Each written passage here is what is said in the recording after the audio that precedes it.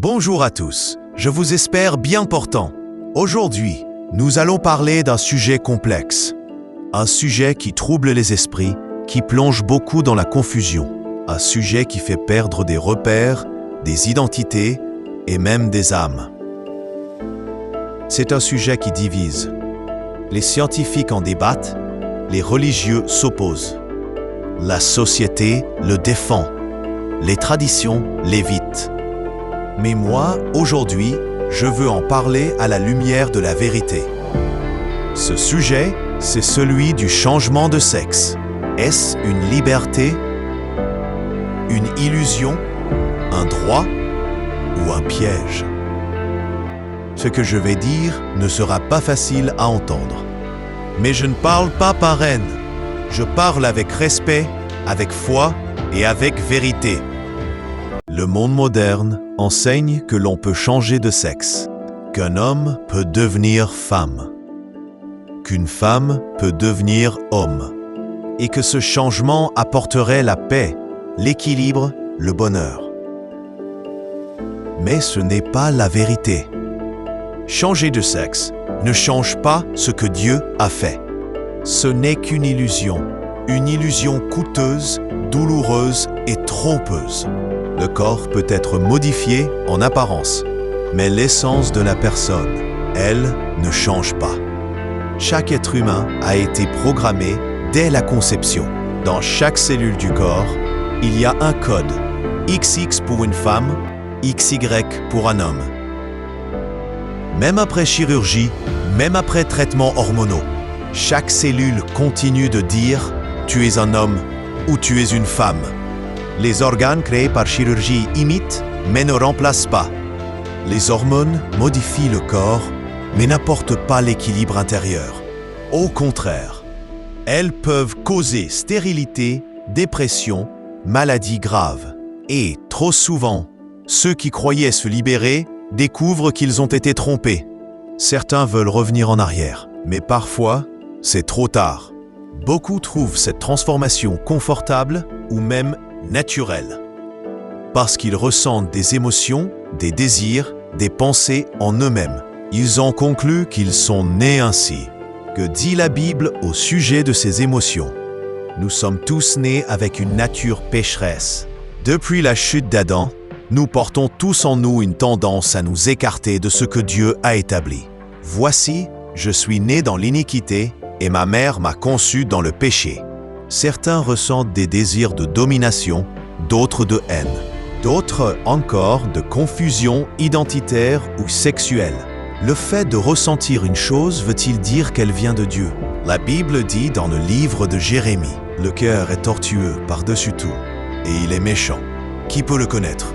Mais ce qui sort de la bouche vient du cœur, et c'est ce qui souille l'homme, car c'est du cœur que viennent les mauvaises pensées. Les meurtres, les adultères, les impudicités, les vols, les faux témoignages, les calomnies. Il y a aussi cette lutte intérieure profonde.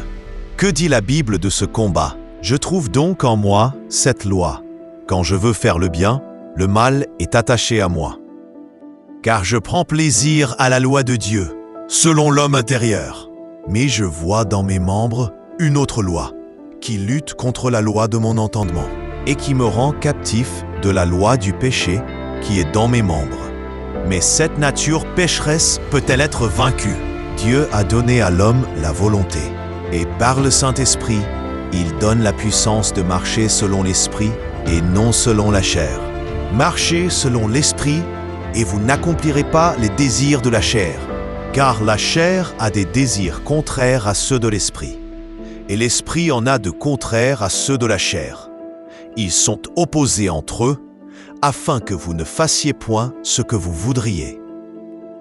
Que dit réellement la Bible au sujet du sexe? Est-ce un choix personnel ou une réalité voulue par Dieu? La Bible affirme dès le commencement que Dieu a créé l'homme et la femme, établissant ainsi une distinction claire et intentionnelle entre les sexes. Et Dieu créa l'homme à son image. Il le créa à l'image de Dieu. Il les créa mâles et femelles. Cette création n'est pas le fruit d'un hasard ni d'un choix individuel. mais une œuvre délibérée de Dieu avec un dessein précis. Le sexe est présenté comme une partie essentielle de l'identité que Dieu donne à chaque personne. Il ne s'agit donc pas d'une simple préférence ou d'un choix personnel. Avant que je t'eusse formé dans le ventre de ta mère, je te connaissais. Et avant que tu fusses sorti de son sein, je t'avais consacré. Je t'avais établi prophète des nations.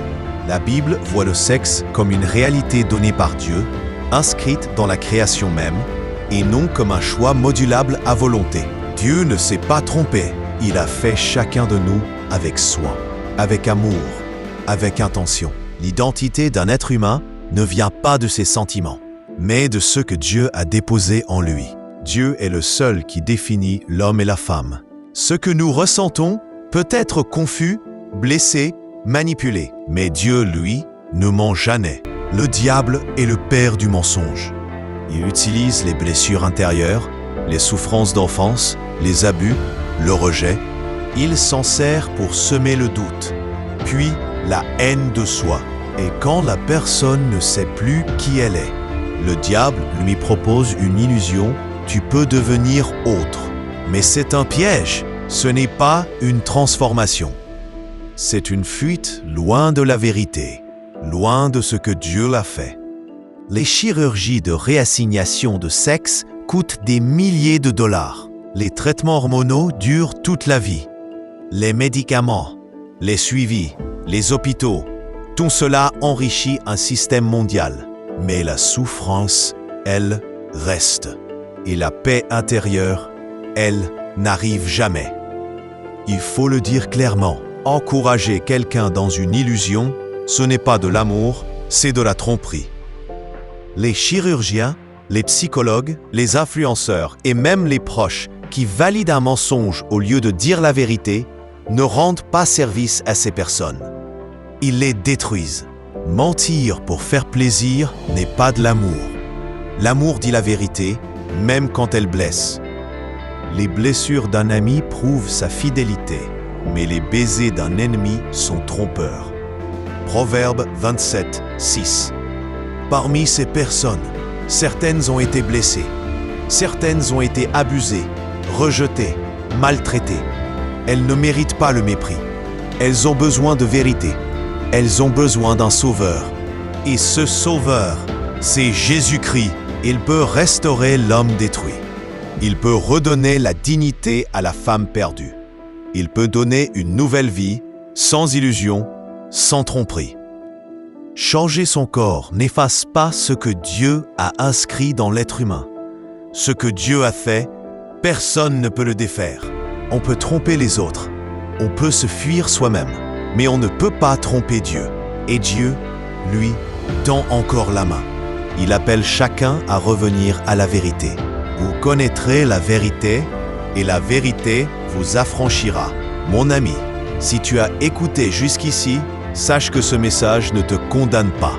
Il te parle parce que Dieu t'aime, et parce que la vérité, même quand elle dérange, peut sauver une vie. Tu n'es pas un accident, tu n'es pas une erreur. Tu es une créature merveilleuse, formée avec intention. Et même si tu as tout essayé pour trouver la paix, il est encore temps de revenir à celui qui te connaît vraiment. Dieu t'appelle à revenir à lui, pas pour te juger, mais pour te guérir. Pas pour t'humilier, mais pour te relever. Pas pour t'effacer, mais pour te révéler. Alors oui, tu as le droit de te poser des questions. Mais ne t'arrête pas aux mensonges du monde. Va plus loin. Cherche la vérité. Cherche Dieu. Cherche la vie. Et tu verras que celui qui t'a créé est aussi celui qui veut te restaurer. En Jésus-Christ, tu peux retrouver ton identité. Pas celle que la société te donne. Pas celle que la douleur t'a imposée, mais celle que Dieu t'a donnée dès le commencement. Seigneur, je te dis merci parce que tu m'as créé. Oui, mon corps est étonnant et très beau. Ce que tu fais est magnifique. Je le reconnais. Quand tu me formais dans le secret, quand tu me brodais dans la profondeur de la terre, tu voyais tout, rien n'était caché pour toi. Ô Dieu, tes pensées sont vraiment difficiles. Elles sont si nombreuses. Comment les compter? Elles sont plus nombreuses que les grains de sable. Même si je les comptais toutes, je n'arriverai pas à te comprendre.